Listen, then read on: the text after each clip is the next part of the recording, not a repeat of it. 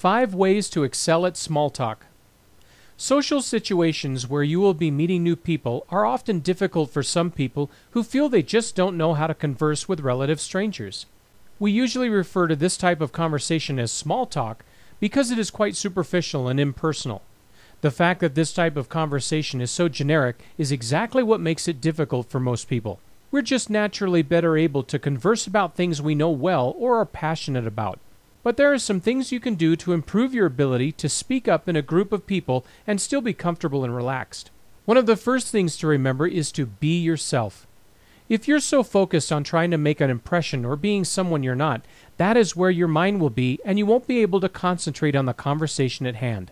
As a result, you may come across as distracted or snobbish simply because you aren't being natural. Be pleasant.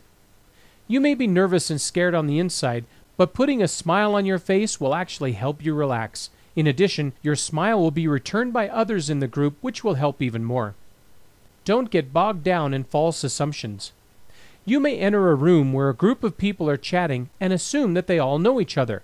This may or may not be true, but if you think it is, you will be hesitant to approach the group and become part of the conversation. It's better to assume that everyone is in the same boat, and you'll be far more relaxed. Be a listener.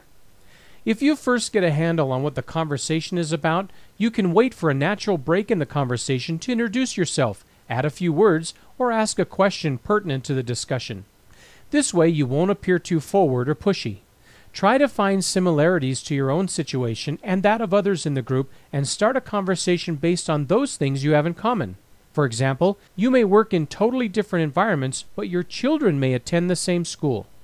One old standby to remember when you're meeting people, that if all other words fail you, ask a question. If you can find some common element that you share with a person, ask about it. They will have to answer you, and that can usually get the conversational ball rolling. For more great tips on business networking, visit www.meetingwave.com/blog.